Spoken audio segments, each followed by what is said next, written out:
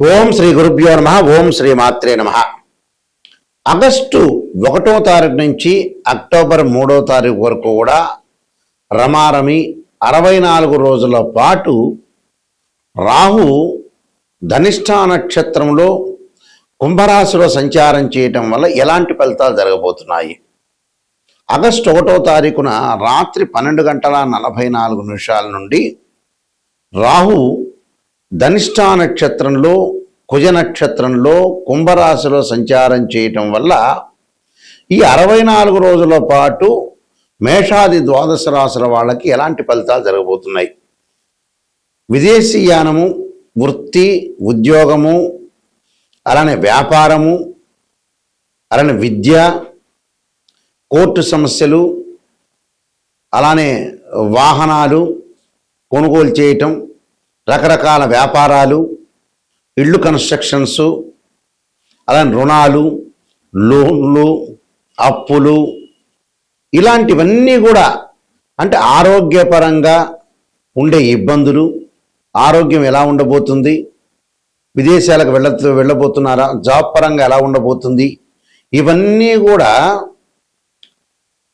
కూడా మేషాది ద్వాదశ రాశుల వాళ్ళకి ఏ విధంగా ఉండబోతున్నాయి, రాహు యొక్క బలం వల్ల ఎలాంటి ఫలితాలు జరగబోతున్నాయి, ఇవన్నీ కూడా గోచార రీత్యా చెప్పబడే ఫలితాలు అంటారు. This is the transit system అంటారు. అంటే ఈ 64 రోజుల పాటు రాహు యొక్క ప్రభావం ఏంటి, రాహు వల్ల మంచి జరుగుతుందా, చెడు జరుగుతుందా, ఎలాంటి ఫలితాలు వస్తాయి, మిశ్రమైన ఫలితాలు వచ్చే అవకాశం ఉందే, విదేశాలకు వెళ్ళగలుగుతున్నారా, కంపెనీ త్రూ వెళ్ళగలుగుతున్నారా, లేకపోతే మామూలుగా ఎడ్యుకేషన్ పరంగా వెళ్ళగలుగుతున్నారా, ఏ విధంగా ఉండబోతుంది? ఎందుకంటే శనివత్ రాహు అంటారు. అంటే శని ఇచ్చే ఫలితం ఏదైతే ఉంటుందో అదే ఫలితాన్ని రాహు ఇస్తున్నాడని అర్థం.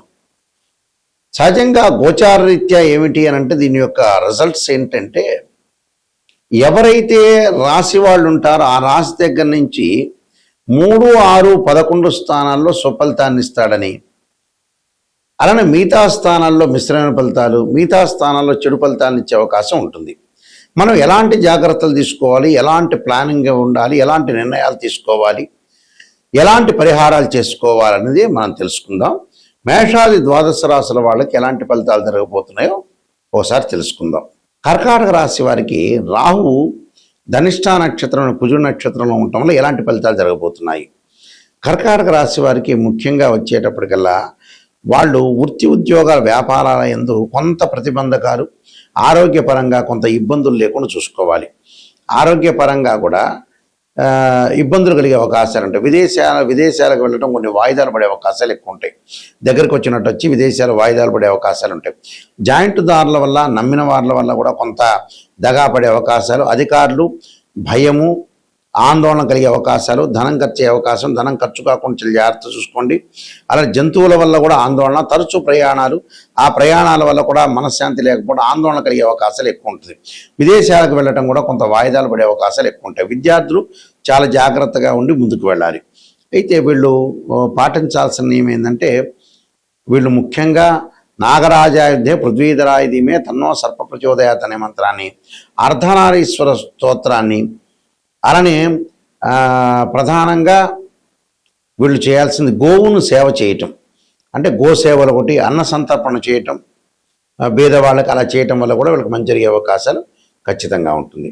ఈ రాహుకేతుల యొక్క ప్రభావము, పరస్పర దృష్టి వల్ల కూడా మనం చిన్నమస్తాదేవి, ధూమవతి యొక్క స్తోత్రాలు పాలనం చేయటం కూడా చాలా ఇంపార్టెంట్ ఇక్కడ. అలానే రాహుకి అధిదేవత, ప్రతిదేవత, అధిష్టాన దేవతలు, అంతరిక్ష దేవతలు ఉంటారు. ఇక్కడ ఈ అంతరిక్ష దేవతల్లో ఏదైతే మనకి రాహుకేతుల వల్ల కొంతమందికి జాతకంలో సర్పదోషాలు ఉండటం, రాహుకేతుల మధ్యలో మిగతా గ్రహాలన్నీ కూడా బంధించబడి ఉంటే దాన్ని కాలసర్పదోషం అంటారు. అంటే 12 రకాల కాలసర్పదోషాలు ఉంటాయి. అలానే పంచమంలో రాహు ఉన్నా, పంచమంలో కేతు ఉన్నా కూడా మనకి సర్పదోషం ఏర్పడుతుంది. కానీ సర్పదోషం వేరు, కాలసర్పదోషం వేరు.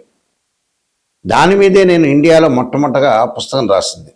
కాలసర్పయోగం అని బుక్ రాశాను, మోహన్ పబ్లికేషన్ రాజమండ్రి వాళ్ళ దగ్గర ఆ పుస్తకం అనేది లభిస్తుంది. తర్వాత నెక్స్ట్ కాలసర్పయోగ చంద్రిక రాశాను నేను.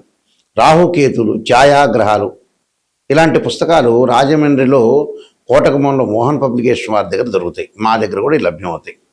అయితే ఈ కాలసర్ప దోషాల్లో 12 రకాల కాలసర్ప దోషాలు ఉంటాయి. 12 రకాలకి రెమెడీస్ అనేవి కూడా ఉంటాయి, భయపడాల్సిన పని లేదు. అయితే జాతకంలో అసలు సర్పదోషం ఉందా లేదా, కాలసర్పదోషం ఉందా లేదా అనేది నిజంగా తెలుసుకోవాలి. ఈ మధ్యకాలంలో ఏ ప్రాబ్లం వచ్చినా కూడా కాలసర్పదోషం మీద పడేస్తున్నారు. కాలసర్పదోషం కూడా గజకేశ్వర యోగము, చంద్రమానంగళ యోగాలు, రవిబుధాదిత్య యోగాలు, లక్ష్మీ యోగాలు ఉంటే కూడా కాలసర్ప యోగం అనేది తగ్గుతుంది అని అర్థం, తగ్గిపోతుంది అని అర్థం. కొన్ని గ్రహాలు రాహుతో కంజంక్షన్ అయ్యి రాహు కంటే ముందుంటే కూడా ఆ కాలసర్ప యోగ దోషం అనేది విఫలమవుతుంది అని అర్థం. అంటే ఇవన్నీ కూడా తెలుసుకోవాలి. ఉంది అని అనుకుంటే ఎంబటే ఉంది అనేది కాదు, అక్కడ ఉందా లేకపోతే ఏదైనా ఎగ్జంప్షన్ అయిందా అనేది కూడా చూసుకోవాలి. ఇక్కడ రాహు వచ్చేటప్పటికల్లా సర్పదేవతను సుబ్రహ్మణ్య స్వామిని ఆరాధన చేయాలి. అంటే ఎలాంటి మంత్రాలు అంటే తత్పురుషాయుధే మహాసేనాయుధీమే తన్నో షణ్ముఖ ప్రచోదయాత్ అనే మంత్రాన్ని చక్కగా, అలానే నాగరాజాయుధే పృథ్వీధరాయుధీమే తన్నో సర్ప ప్రచోదయాత్ అనే మంత్రాన్ని చక్కగా చదువుకోవటం, అలానే శనివారం కానీ ఆదివారం కానీ 2 జంట సర్పాలను దానం చేయటం, అలానే ఓం నమో అస్తు సర్పేభ్య ఏకే చ పృథ్వీమనో ఏ అంతరిక్షే ద్వితీయేభ్య సర్పేభ్యో నమః అనే మంత్రాన్ని కూడా, అంటే అంతరిక్షంలో ఉండే సర్పాలకి భూమి మీద ఉండే సర్పాలకి నమస్కారం చేస్తున్నాను దాని అర్థం. అలాగా ఈ వేదోక్త మంత్రం కూడా చక్కగా వచ్చిన వాళ్ళు చదువుకోవచ్చు, తప్పులేదు. అలా లేక సర్పగాయత్రి మంత్రాలు, అలానే రాహుకి శ్లోకాలు కొన్ని ఉంటాయి. అర్ధకాయం అంటే అర్ధకాయం శ్లోకం ఒకటి ఉంటుంది, అందరికీ కూడా ప్రతి పంచాంగంలో ప్రతి చోట కూడా ఉంటుంది. ఆ శ్లోకాన్ని కూడా మీరు చదువుకోవచ్చు, తప్పులేదు. అలానే ఇక్కడ ప్రతిదీ కూడా మనం మంత్రం ఉచ్చారణతో పాటు చక్కగా నవగ్రహాల యొక్క ప్రదర్శన చేయాలి. ఈ మంత్రం కూడా అంటే అర్ధకాయ మహావీర్యం చంద్రాదిత్య విమర్ధనం సింహకాగర్భ సంభూతం తం రాహుం ప్రణమామ్యం అనే మంత్రాన్ని కూడా చక్కగా చదువుకొని ముందుకెళ్ళిపోవచ్చు. అలానే ఈ చిన్నమస్తాదేవి దోమవతి స్తోత్రాలు కూడా మనం పారాయణం చేసుకోవచ్చు చక్కగా. రాహు అధిష్టాన దేవతైన దుర్గా అమ్మవారిని కూడా కాత్యాయనాయుధే కన్యాకుమార్దీమే తన్నో దుర్గి ప్రచోదయాత్ అనే మంత్రాన్ని కూడా చక్కగా చదువుకోవడం మంచిది. ఎప్పుడైనా సరే ఒక ఆస్ట్రాలజర్ని అప్రోచ్ అయినప్పుడు నిజాన్ని తెలుసుకోవడం చాలా ఇంపార్టెంట్. ఇక్కడ చాలామంది కూడా ఏం చేస్తున్నారంటే ఏదో నిజాన్ని తెలుసుకోకుండా మన జాతకాన్ని అప్రోచ్ అయినప్పుడు ఏదో రకంగా ఒక పాజిటివ్గా చెప్పండి అనే వ్యక్తులు కూడా చాలామంది ఉంటారు. ఎక్కువ మంది ఈ ప్రపంచంలో జనాభాలు ఎక్కువగా పాజిటివ్ని ఆలోచన చేస్తారు. ఆ పాజిటివ్ ఆలోచన చేయటం వల్ల ఫెయిల్ అయిపోయారు. పాజిటివ్ ఎంతవరకు ఆలోచన చేయాలో దానికి కూడా ఒక లిమిట్ ఒకటి ఉంటుంది. ఎప్పుడైనా సరే ఒక నెగిటివ్ను మనం పాజిటివ్ చేసుకోవటం ఎలాగా, నిజం తెలుసుకోవటం ఎలాగా. నిజం అనేది నిప్పు లాంటిది, సత్య దూరం అంటారు. అంటే మనం ఎప్పుడు కూడా సత్యానికి దూరంగా ఉండకూడదు, నిజాన్ని తెలుసుకోవాలి. అసత్య ధోరణిలో ఉంటే మనం మోసం చేసుకున్న వ్యక్తులం అవుతాం. అందువల్లే మనిషి ఫెయిల్ కావటానికి ఎక్కడో తెలిస్తే ఎక్కడో కారణం కాదు. భగవంతుడు గ్రహాల కంటే ముందు ఫెయిల్ కావటానికి మనిషి ఏంటంటే అతను ఇన్ టైంలో వర్క్ చేయడు, నిజాన్ని తెలుసుకోలేడు. డబ్బులు దేనికి ఖర్చు పెట్టాలో దానికి ఖర్చు పెట్టకపోవటం కూడా ప్రాబ్లమే. ఇక్కడ మనిషి ఫెయిల్ కావటానికి నిజం చెప్పాలంటే భగవంతుడు సాక్షిగా నిజం చెప్పాలంటే ఫెయిల్ అయ్యేది ఏంటంటే మనిషి యొక్క వ్యక్తిత్వం ఫెయిల్ అవుతుంది. ఒక సైకలాజికల్గా ఎన్నో జాతకాలు మేము పరిశీలన చేసిన తర్వాత ఎంతో మనుషుల్ని మేము రీసెర్చ్ చేసిన తర్వాత మేము వంశపారంపర్యంగా చెప్పేవాళ్ళం. మేము రీసెర్చ్ చేసిన తర్వాత తెలిసిన మెథడ్ ఏమిటి అంటే ఒక మనిషికి 1,00,000 రూపాయలు ఉన్నాయంటే ఆ 1,00,000 రూపాయలకి ఒక అబ్బాయి పెళ్లి చేయాలంటే మ్యారేజ్ బ్యూరోలో డబ్బులు అడిగారని మ్యారేజ్ బ్యూరోలో డబ్బులు ఇవ్వలేకపోవటం, అదే 1,00,000 రూపాయలు పెట్టి సెల్ కొనటం, ఒక 10,000 రూపాయలు ఒక డాక్టర్ స్కానింగ్ రాస్తే స్కానింగ్ చేయకపోవటం, ట్యాబ్లెట్లు వాడకపోవటం, అదే 10,000 పెట్టి ఎంజాయ్మెంట్ చేయటం. అంటే వీళ్ళు అసలు సరైన దానికి ఖర్చులు చేయరు. ఎందుకంటే ఇప్పుడు అబ్బాయి పెళ్లి కావాలి, అమ్మాయి పెళ్లి కావాలి, చాలా ఇంపార్టెంట్. ఇక్కడ సంబంధ బాంధవ్యం ఇంపార్టెంట్. ఏది మనకి డబ్బులతోటి మన దగ్గర ఉన్న 10,000 దేనికి ఖర్చు పెట్టాలని తెలిసిన వాడే సూపర్ స్టార్. అంటే మన వాళ్ళు లేట్ చేస్తుంటారు, పెళ్ళిళ్ళప్పుడు లేట్ చేయటమే. 40 ఏళ్ళప్పుడు కూడా కొడుకు పెళ్లి చేయాలంటే ఆలోచన చేసే తల్లిదండ్రులు ఉన్నారు. 35 ఏళ్ళకు కూడా అమ్మాయి పెళ్లి చేయాలంటే డబ్బులు ఎందుకు ఖర్చు అవుతాయని ఆలోచన చేసే వ్యక్తులు ఉన్నారు. డాక్టర్ దగ్గరికి ఎందుకులే వెళ్ళటం అనే వ్యక్తులు చాలామంది ఉన్నారు. అంటే మన వ్యక్తిత్వమనే మన ఫెయిల్ అవుతుందండి. అంటే నిజంగా అయితే భగవంతుడి మీద ఎక్కువగా పడేస్తున్నాం, కానీ నిజం చెప్పాలంటే మన వ్యక్తిత్వమే ఫెయిల్ అవుతుంది. వ్యక్తిత్వంలోనే అట్టర్ ఫెయిల్ అయ్యారు మనుషులు.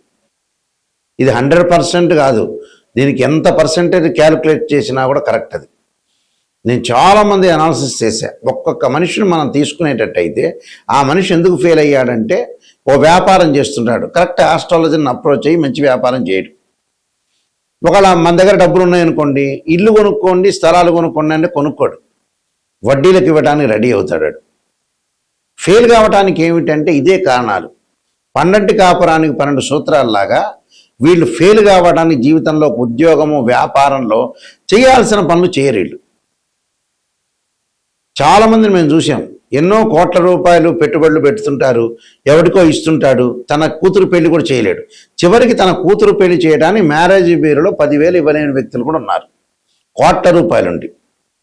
మనిషి డబ్బును దేనికి ఖర్చు పెట్టాలో తెలిసిన వాడే స్థితప్రజ్ఞుడు అంటారు. అంటే వాస్తవంగా అయితే భగవద్గీతను ఉటంకించా నేను. నిజాన్ని తెలుసుకోవటం చాలా ఇంపార్టెంట్. ఇక్కడ నిజం తెలుసుకోలేకపోతే అబద్ధపు ముసుగులో ఉంటే జీవితం ఎప్పుడైనా ఒకటే. ఎన్నిసార్లు తిరుపతికి వెళ్ళినా, ఎన్నిసార్లు శ్రీశైలానికి వెళ్ళినా, ఎన్నిసార్లు భగవంతుడు కొలిచినా వాడి జీవితం అంతే ఉంటుంది. నిజాన్ని తెలుసుకొని ముందుకు వెళ్ళండి. నిజం అనేది చాలా నిప్పు లాంటిది. అయితే ఈ విషయాలన్నీ కూడా ఒక ఆస్ట్రాలజర్ని అప్రోచ్ అయినప్పుడు నిజాన్ని తెలుసుకోండి. గురువుగారు నిజం చెప్పండి, నేను ఎలాంటి దారి మార్చుకోవాలి, ఎలాంటి రోడ్ మ్యాప్ నాకు కావాలి, నేనేమైనా మిస్టేక్ చేస్తున్నానా, క్లారిటీ ఇవ్వండి అనే పాయింట్ చూసుకోండి. కొంతమంది 40 ఏళ్ళు వచ్చినా కూడా మా దగ్గరికి వచ్చినప్పుడు వాళ్ళు స్పందించట్ల. 42 ఏళ్ళు వచ్చి ఆతృత పడాలి. తల్లికి 70 ఏళ్ళు వచ్చి కొడుకును పెళ్లి చేయాలన్నప్పుడు ఒక ఎగ్జాంపుల్ మొన్ననే వచ్చింది. ఆమె అసలు ఆతృతే లేదు. ఆమె ఇంకా బతికుంటుంది అని అనుకుంటుంది 100 ఏళ్ళు 200 ఏళ్ళు. అబ్బాయికి పెళ్లి చేయాలి, నా వయసు తీరిపోతుందనే మూమెంట్ అసలు వాళ్ళకి అసలు ఏంటని తెలియట్లేదు అసలు. ఎందుకునో మరి ఆశ్చర్యకరమైన విషయాలు ఇవన్నీ కూడా. నిజం చెప్పాలంటే మనం తొందరగా చనిపోతున్నాము, తొందరగా పిల్లగాడి పెళ్ళిళ్ళు, అమ్మాయి పెళ్లి చేయాలి, వాళ్ళ ఉద్యోగ పరంగా కానీ ఎడ్యుకేషన్ పరంగా సెటిల్మెంట్ చేయాలని చాలామంది కూడా ఆతృత లేదు. ఇంకా ఎక్కువ ఏదో సినిమాలో బ్రహ్మానందం 500 సంవత్సరాలు బతికినట్టుగా అని భావిస్తున్నారేమో, అర్థం కావట్లేదు నాకు కూడా. ఎందుకంటే 60 ఏళ్ళు రాగానే వెంబటే బ్యాగు సర్దుకొని రెడీగా ఉండాల్సిందే మనిషి. ఇలాంటి విషయాలను తొందరగా మీరు అలర్ట్ కావండి. అలర్ట్ అయ్యి తొందరగా చేయాల్సిన పనులన్నీ కూడా చకచకా చేసుకొని ముందుకు వెళ్ళటం చాలా ఇంపార్టెంట్. అయితే నేను కాలసర్పయోగము, కాలసర్పయోగ చంద్రిక, రాహుకేతులు, ఛాయాగ్రహాలు, బృహత్ పరిహార సింధు, జాతక చంద్రిక, వివాహ మార్తాండము, పుత్రగణపతి వ్రతము, ఈ పుస్తకాలన్నీ కూడా రాశాను. ప్రొటెక్షన్ ఆఫ్ ఆస్ట్రాలజీ, అలానే ట్రాన్సిట్ ఆఫ్ రిజల్ట్స్, ఈ పుస్తకాలన్నీ కూడా మా దగ్గర లభ్యమవుతాయి. రాజమండ్రిలో మోహన్ పబ్లికేషన్ వారి దగ్గర కూడా లభ్యమవుతాయి. అలానే మా వెబ్సైట్ www.nayakanti.com, nayakanti.in చూడండి. ఒక జాతకాన్ని, ఒక బర్త్ చార్ట్కి ట్రాన్సిట్ సిస్టానికి చాలా లాట్ ఆఫ్ డిఫరెన్స్ ఉంటుంది. బర్త్ చార్ట్లో ఏంటంటే 12 భావాదులు, రాస్యాధిపతులు, అలానే ఏదైతే ఆ గడిలో ఏదైతే గ్రహం ఉంటుందో ఇవన్నీ కూడా మ్యాథమెటికల్గా క్యాలిక్యులేషన్ వేయాలి. భావాధిపతులు అంటే తనుభావానికి రవని, ద్వితీయ భావానికి గురువని, తృతీయ భావానికి కుజుడని, చతుర్థ భావానికి చంద్రుడు బుధుడని, పంచమ భావానికి గురువని, ఇలా 12 భావాధిపతులు అంటే ఇంటి ఓనర్ అని అర్థం. రాస్యాధిపతులు ఉంటారు. ఆ రాస్యాధిపతి ఎవరంటే బిల్డరు. అక్కడ ఏదైతే గ్రహం ఉంటుందో ఆ గ్రహం టెనెంటు అని అర్థం. అంటే జాతకంలో గజకేసరి యోగం ఉందా, లక్ష్మీ యోగం ఉందా, చంద్రమంగళ యోగం ఉందా, బుధాదిత్య యోగం ఉందా అనేది తెలుసుకోవాలి. కానీ ప్రతి చోట కలవంగానే బుధాదిత్య యోగాలు, చంద్రమంగళ యోగాలు కాదు. ఇవన్నీ కూడా కొంతమంది ఆస్ట్రాలజర్స్ అనవసరంగా చెబుతున్నారు. నిజంగా కాదు, ఆ కాంబినేషన్ కావు. కొంతమందికి మాత్రమే యోగాలు అనేవి ఉంటాయి. యోగం అంటే 2 or more planets is called యోగం అంటారు. యోగం అనేది అది కాదు. యోగం నిజంగా ఉందా లేదా తెలుసుకోవాలి. దాని దృష్టి, దశ, అంతర్దశలు మ్యాథమెటికల్ క్యాలిక్యులేషన్ వేయాలి. ఒక వివాహం జరుగుతుందా లేదంటే రాశిచక్రం, నవాంశం, భావచక్రం, దశలో అంతర్దశలను చూడాలి. ఒక సంతానం కలుగుతుందా లేదంటే రాశిచక్రం, సప్తమాంశం, భావచక్రం, దశలో అంతర్దశలు చూడాలి. దీనిలో కేపీ సిస్టమ్ అని, వైదిక ఆస్ట్రాలజీ, బివి రామన్, ఇలాంటి పద్ధతులన్నీ ఉంటాయి. ఆ స్క్రీన్ మీద స్క్రోలింగ్ అవుతున్న నా నెంబర్ ఉంటుంది. నిజం తెలుసుకోవాలి, నాయకంటి గారి ద్వారా బాగుపడాలనే వ్యక్తులు మాత్రమే ఫోన్ చేయండి. నిజంగా జాతకాన్ని తెలుసుకునే వాళ్ళు మాత్రం ఫోన్ చేయండి. వద్దండి నాకు పాజిటివ్నే కావాలంటే నాకు ఫోన్ చేయొద్దండి. నెగిటివ్, పాజిటివ్ రెండూ తెలుసుకొని నిజాన్ని తెలుసుకునే వాళ్ళు మాత్రం ఫోన్ చేయండి. ఎందుకంటే అబద్ధపు ముసుగులో మంచిది కాదు. ఏ రోజైనా నిజమనే నిప్పు లాంటిది, అది ఏ రోజైనా తెలుసుకునేదే. కాబట్టి మీరు మంచిగా తెలుసుకోవాలి, కరెక్ట్గా నిజం తెలుసుకోవాలంటే నాకు ఫోన్ చేయొచ్చు. మీ అందరికీ కూడా శ్రీ పరమేశ్వరుడి యొక్క కరుణాకటాక్షం ఉండాలని ఆశిస్తూ సర్వే జనా సుఖినో భవంతు.